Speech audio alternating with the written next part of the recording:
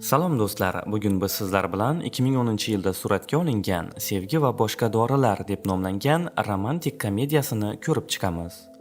Ushbu filmda biz qanday qilib xudbin odam kasal qizga oshiq bo'lganligi va endi ular birgalikda qolishlari uchun eng qiyin sinovlardan o'tishlari kerakligini ko'ramiz. 1996-yil bizning oldimizda Jeymi ismli bosh qahramon bor va u maishiy texnika do'konida ishlaydi. Yigit o'z biznesida muvaffaqiyat qozonmoqda. Axir u har bir mijozga moslasha oladi va ularga hamma narsani ketma-ket sotadi. Va Jeymi behayolik va nosqarashma bo'yicha katta mutaxassis bo'lib, hech qachon ish vaqtida hamkasbi bilan biroz zavqlanishni rad etmaydi. Lekin bu haqda tasodifan qizning yigiti xabar topadi. Jeymini kaltaklaydi va uni ishdan bo'shatadi. Yigit bu voqeadan juda xafa emas va hatto oilaviy kechki ovqatga ketishdan oldin ham boshqa qizni yo'ldan ozdirishga muvaffaq bo'ladi.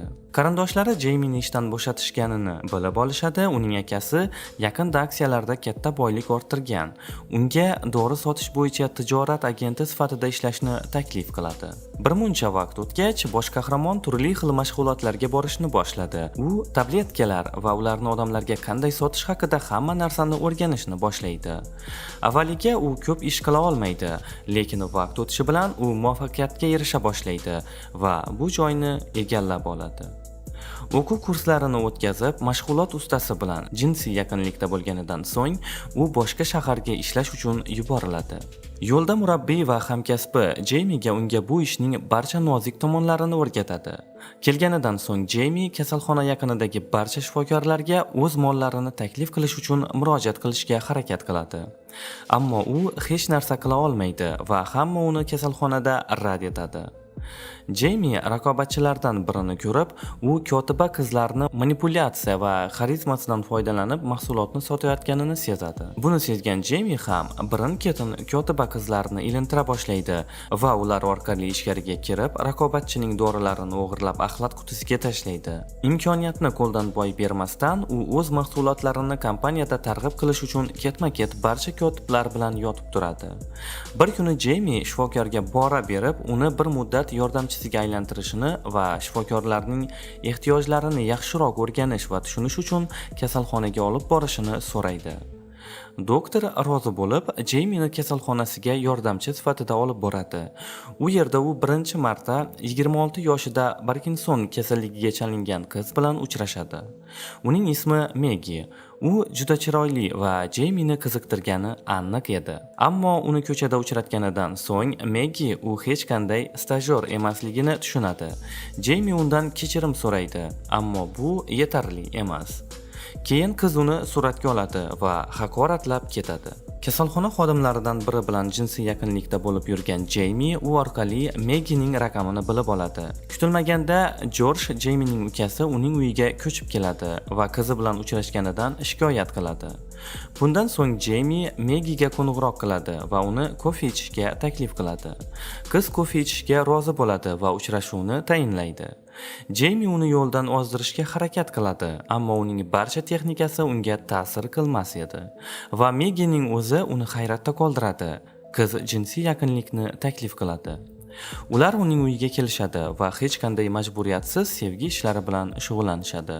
Jeymi ishi bilan parallel ravishda har safar Meggi bilan turli joylarda behayo ishlarni bajarishga muvaffaq bo'ladi. Bir kuni Meggi Jeymining uyiga keladi va shu zahotiyoq yechinadi. Uxlab yotgan ukasini payqamay albatta. Yotoqxonadagi yashash xonasida Jeymi Meggi bilan bolaligi haqida suhbatlashmoqda. Ota-onalar va boshqa shaxsiy narsalar bilan bog'liq muammolar. Ammo qiz undan faqat jinsiy yaqinlik kerakligini tan oladi va boshqa hech narsa emas. Jeymi bunday shartlarga rozi bo'ladi. Bosh qahramonning raqibi Jeymi uning dori-darmonlarini o'g'irlashi va tashlab yuborishidan norozi.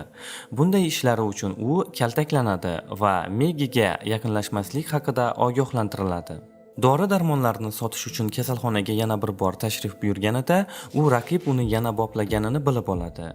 Trey bu raqibning ismi. Jeymi endi u yerda o'z dori-darmonlarini sota olmasligi uchun hamma narsani sozlagan. Bundan keyin Jeymi Meggining oldiga keladi va ular munosabatlari haqida suhbat boshlanadi. U kasalligi tufayli hech kimni unga yaqinlashtirmasligini tan oladi. Ular turli xil qiziqarli mavzularda muloqot qilishadi va bu safar ular sevgi bilan shug'ullanishadi. Shundan so'ng Meggi undan boshqa qo'ng'iroq qilmaslikni so'raydi. Jeymi sherigi bilan uchrashib, ularning kompaniyasi endi jinsiy aloqa uchun dori sotishni boshlaganini bilib oladi. Mahalliy barda u pora bergan Trey va doktor Stenni ko'radi. Ularga yaqinlashganda u Meggining kasalligi juda jiddiy va aslida davolab bo'lmasligini bilib oladi. Keyin u Treyni ataylab g'azablantiradi va u ketgach, Jeymi shifokorga pora berib uning tovarlarini sotishni boshlaydi. Uyga borgach, Jeymi baribir Meggiga qo'ng'iroq qiladi, ammo suhbatlasha olmaydi. Ertasi kuni u Meggini topadi. U bir kun davomida dori-darmon uchun Kanadaga jo'nab ketadi. Bosh qahramon ishlashni davom ettiradi va odamlarga dori-darmonlarni sotadi va kechqurun mashinada uxlab qoladi. Meggining qaytishini kutib albatta. Safardan qaytgan Meggi Jeymi bilan uchrashib, Meggi juda hayratda qoladi va bir muncha vaqt o'tgach, ular yana uchrasha boshlaydilar. Bosh qahramon Viagra'ni sotishni boshlaydi va u buni hech qanday muammosiz qila oladi. Bu dori nihoyatda talabchan doriga aylanadi. Meggi va Jeymi juda tez-tez uchrashadigan bo'lib qolishadi, ya'ni juda yaqin bo'lib olishadi. Kunlarning birida Meggi ular qanday o'z vaqtlarini yaxshi o'tkazayotganlarini kameraga muhrlaydi. Shundan so'ng Meggi onasi bilan gaplashayotgan Jeymiga e'tibor bersa, u onasiga yolg'on gapiryapti. Bundan so'ng albatta u ham shubhaga ketadi. Meni ham aldab yurgan bo'lsa-chi deb. Xullas oradan bir qancha vaqt o'tib, Meggining kasalligi ham ancha kuchaya boshlaydi. Kelajagidan qo'rqgan Meggi kasali tufayli Jeymini ham baxtiqaro qilishni xohlamay, u bilan urusha boshlaydi. Atrofingda shuncha go'zal qizlar bor. Nimaga hali ham shular bilan yurmay, mendek bir kasal qiz bilan yuribsan? Ket yo'qol deb jahl qiladi. Ertasi kuni ular Chicagoga aylanishga ketishadi. U yerda Meggiga o'xshagan kasal odamlar yig'ilishadi. Shunda Meggi va Jeymi ham shu joyga borishadi. O'sha yerda Jeymi bitta odam bilan tanishadi. U odamning xotini ham xuddi shu Meggining kasali bilan kasallangan ekan. Erkak Jeymiga vaqt borida Meggi bilan ajrashishni taklif etadi. Chunki erkakning aytishi bo'yicha bu kasallik Meggidagi barcha yoqimli xususiyatlarni oxir-oqibat yo'q qilar emish. Bu gaplardan albatta Jeymi qo'rqib ketadi. Xullas, u yerdan chiqishganidan keyin Meggi Jeymiga uni sevishini ilk marotaba aytadi. Ammo Jeymi hali ham boyagi erkakning gaplari haqida o'ylanib turar edi. Bundan buyog'iga Jeymi bor kuchini Meggining kasalligini yengishga qaratadi. Turli xil shifoxonalarga olib boradi, internetdan yangi ma'lumotlar qidiradi. Meggi esa allaqachon hamma narsadan umidini uzgan. U faqat kasalligi bilan yashashdan charchagan. Shuning uchun u Jeymidan undan uzoqlashishini so'raydi. Chunki u ajralganidan keyin uning hayotiga aralashishni istamaydi. Jeymi o'z ishiga to'liq singan holda keladi. Shuningdek, ularning ajralishiga toqat qilish qiyin edi. Bir kuni doktor va Jeymi katta ziyofatga borishadi. Ushbu ziyofatda juda ko'p jozibador qizlar ham bor edi. Ular biroz ichib o'tirishgach, Jeymini o'sha jozibador qizlardan biri dam olamiz, yuri deb taklif qiladi. Boshida albatta qahramonimiz rad etib, keyin esa rozi bo'lib ular bilan ketadi. Xullas, keyin qizlar yigitga bir quti Viagra berishadi. Keyin esa mazza qilib dam olishadi. Uyqudan uyg'ongan Jeymi sezadiki, Viagra unga reaksiya bergan va u yana qizlarni xohlayapti. Bundan qo'rqqan yigit ziyofatdan to'g'ri kasalxonaga jo'naydi. Jeymi kasalxonada yurarkan, unga u Chicagodagi ishga o'tkazilayotgani haqida xabar keladi. Bu ishni u butun umr orzu qilgan. Xursandchiligidan ular buni yuvish uchun kafega borishadi va tasodifan kafeda u Meggi bilan uchrashadi. Shunda ular biroz suhbatlashishadi va Meggi Jeymini boshqa shaharga ko'chib ketayotganini bilib, unga omad tilab ketadi. Narsalarni yig'ishtirayotgan Jeymi ular Meggi bilan suratga olishgan videoni topadi va videoni ko'rib, qiz bilan qanchalik baxtli onlarni boshdan kechirganini anglaydi. Meggini hozir to'xtatmasa, uni butun umrga yo'qotishini tushungan Jeymi uni izlab ketadi. Ma'lum bo'lishicha, qiz ham ayni hozir avtobus ichida boshqa shaharga ketayotgan ekan.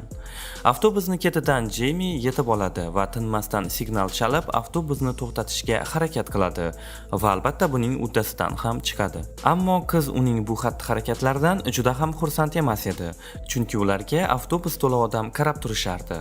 Keyin Jeymi qizdan avtobusdan tushib, 5 daqiqa u bilan gaplashib olishini iltimos qiladi. Xullas, bu suhbat anchaga cho'ziladi, lekin bizning video qisqacha tahlil bo'lganligi sababli qisqa qilib aytadigan bo'lsam, ular o'sha yerda bir-birlarini sevishini aytib, yarashib olishadi va film shu tarzda nihoyasiga yetadi. Hurmatli obunachilar, agar video sizlarga yoqqan bo'lsa, videoga like bosib, kanalga obuna bo'lishni unutmang. Xayr, salomat bo'ling.